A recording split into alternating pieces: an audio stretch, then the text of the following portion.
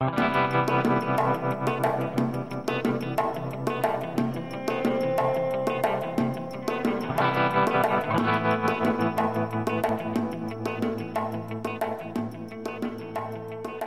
é, vereador, a gente está aqui nesse café da manhã, né? Aqui na casa do senhor, no Meier. Eu gostaria de saber primeiro um pouco do envolvimento do senhor com o bairro. Eu, assim, sou um morador do Meier desde que eu me entendo por gente, né? Eu tenho 41 anos hoje, completos. Nasci aqui no Lins Vasconcelos, né? Aqui pertinho. Originariamente vim morar na Dieja Cruz a partir dos meus 1 ano de idade. E desde então moro aqui nessa redondeza. Nasci, criei, estudei aqui. Quer dizer, é um bairro onde a gente tem algumas raízes. Apesar disso tudo, a gente se considera, apesar dessas raízes, também um vereador da cidade, do ponto de vista que a gente tem uma atuação muito integrada com toda a cidade. Discutivelmente, a gente circula por todas as áreas, não só aqui no Meier, mas principalmente por essa área aqui da Zona Norte, a gente tem também uma boa, muito carinho, obviamente, até por sermos oriundos dessa região e também por toda a cidade, do ponto de vista da nossa origem, origem de classe média baixa, pobre. Meu pai era vendedor de biscoito, né? Na época ele formou os filhos dessa forma, né? Como é que é essa sensação, assim, de poder estar justamente nesse momento, um momento especial para o Rio de Janeiro, trabalhando para a cidade? Receber as Olimpíadas, para a gente para entender, são várias atividades esportivas em que o mundo todo, vários países, concentrados numa única cidade. Nem a Copa do Mundo absorve tanto. E a cidade tem que estar preparada. A cidade, do ponto de vista urbanístico, estrutural, do ponto de vista de segurança. Nesse ponto de vista, quem vem participando dessas legislaturas tem vamos dizer assim, uma oportunidade ímpar de realmente dar uma contribuição para, não só a contribuição que vai ficar para o legado do ponto de vista de patrimônio, mas também do ponto de vista político para a nossa cidade. Essa é a nossa segunda legislatura. Do ponto de vista político, na primeira legislatura, nós éramos de um campo oposicionista. Nós fazíamos oposição ao governo César Maia, até porque nós sempre entendemos que o governo César Maia, naqueles seus últimos 4 anos de governo, ele já tinha esgotado, né, já tinha se esgotado para a cidade do Rio de Janeiro, não tinha como trazer mais benefícios concretos para a cidade do Rio de Janeiro. Já nessa legislatura, a gente já estava com um perfil já participando da base do governo, um governo que a gente está entendendo que era fundamental a eleição desse governo, principalmente para o rompimento daquele ciclo de gestão do governo César Maia, e aí estabeleceu-se o governo Eduardo Paes, onde nosso partido pôde dar uma contribuição importante na eleição e, obviamente, integra a base governista. A gente teve a oportunidade, nesse mandato, de ser relator do plano diretor, que é a principal lei da cidade do Rio de Janeiro. Foi um desafio para a Câmara, né? Porque o plano diretor estava há 8 anos sem ser votado, já em atraso. Exatamente. Em atraso. O senhor foi o relator, não é isso? Fui o relator. Como é que foi o desafio de ser o relator do plano diretor? Assim, do ponto de vista, foi um desafio extremamente político, porque o plano diretor é a disputa política da nossa cidade, concretamente.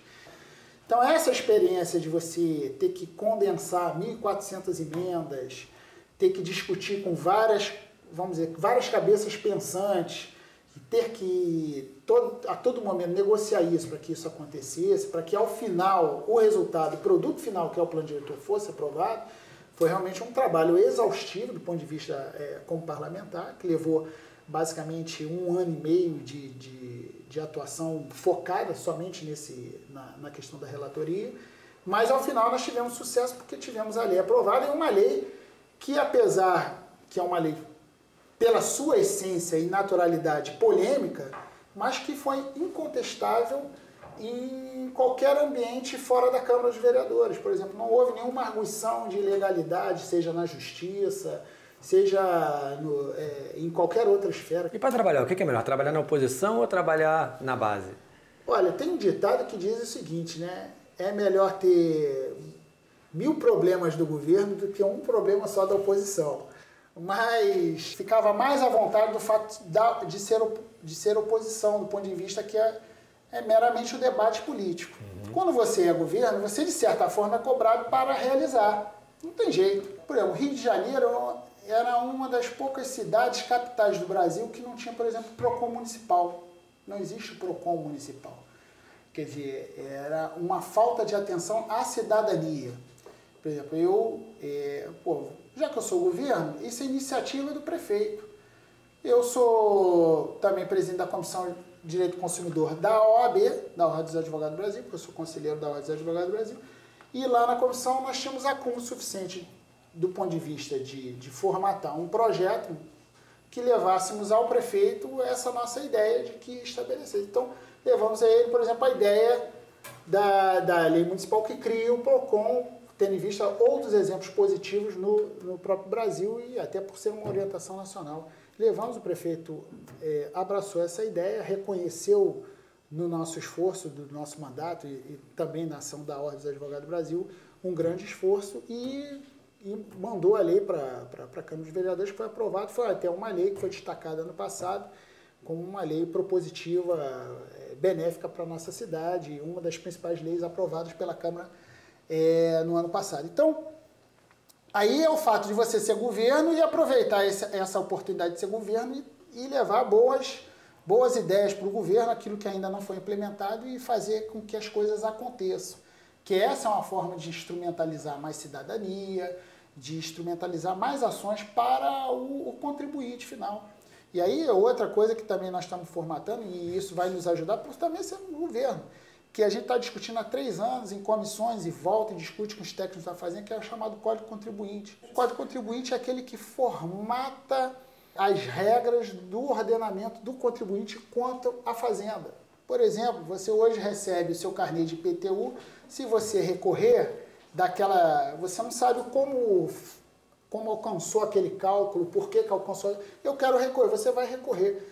Você não tem prazo, você pode mandar um recursozinho para a Secretaria de Fazenda e você pode esperar 6 meses, 1 ano, 2 anos, tem até processos, conhecemos casos em até 9 anos sem uma decisão da instância inferior. Ou seja, o que é o código? Ele regulamenta essas relações. Quer dizer, o cidadão ele sabe, ó, eu vou entrar aqui com o meu recurso, tem um prazo demorado? É 1 ano, mas é 1 ano que a Fazenda vai ter para responder aquele seu recurso, enfim. E as relações das autuações ao pequeno comerciante, como é que é o prazo, estabelecendo regras. Isso está muito claro, é uma matéria que a gente está quase arredondando, eu acho que estou batalhando para que ainda esse ano a gente consiga aprovar, que acho que vai ser uma coisa muito positiva para a nossa cidade. E assim, outras coisas que efetivamente no dia a dia, do ponto de vista da ação parlamentar, a gente consegue e vai conseguindo implementar. Por exemplo, a lei dos reboques, pouca gente sabe, mas tem você que tem seu carro rebocado, por exemplo, principalmente as pessoas que estão dentro de espetáculos, jogos, Maracanã, enfim, estádio de futebol, você sai do estádio, sai do espetáculo, seu carro foi rebocado. Aí a primeira sensação é que você... Ainda mais 11 horas da noite, né? Aí meu carro foi rebocado, foi roubado. Via de regra, né? Anteriormente você vai e registrava logo o fato, você 11 horas da noite vai ficar procurando, registra logo ocorrência policial. E só quem tem o carro rebocado e que registra a ocorrência, depois descobre que sabe a burocracia que é para desfazer aquela ocorrência, porque tem que fazer perícia, tem isso aqui. E além de você movimentar uma máquina pública, não tem necessidade. Então, o que nós criamos aqui? Um instrumento fácil. Tem a operação do reboque, tem até 2 horas para comunicar a delegacia local, uma relação simples. São coisas que ajudam o ordenamento do dia a dia, que a gente pôde ajudar a realizar, a garantia nos espaços térreos das novas construções para deficientes, idosos, garantia de aquisição daquele imóvel em função dessa sua condição de idoso e deficiente. Quer dizer, coisas que você vai adequando à cidade. E, obviamente, leis nós temos muitas, né? Muitas também não são cumpridas. Mas a gente não só está formulando a lei, mas está ajudando não só a fiscalizar também o executivo, que é a principal função do legislador, mas atuando de certa forma em benefício da cidade do Rio de Janeiro. Planos para o futuro? O futuro, ele é dito ao final de cada eleição, do ponto de vista seguinte, ó, esse resultado diz o seguinte, nós podemos buscar outros espaços, nós podemos buscar outros patamares, mas o que diz isso é o resultado, e a urna, ela é cruel, ela diz exatamente a realidade do parlamentar, da sua limitação. Nem sempre é pela sua atuação, às vezes pelos seus recursos. Nós estamos dentro de um processo eleitoral que tem ainda muitos vícios do ponto de vista de como que essas pessoas são levadas ao poder. Agora, nós não podemos esmorecer em função disso. Nós temos que saber que, por exemplo, no meu caso, que temos limitações financeiras de disputas eleitorais, de disputas com outras forças muito mais preparadas do ponto de vista economicamente, mas nós temos que semear essa terra para estar sempre, vamos dizer assim, frutificando e a gente possa até, vamos dizer, dar a nossa contribuição com mais veemência em outros setores, mas isso a vida que vai dizer. Obrigado, vereador. Nada. Muito obrigado.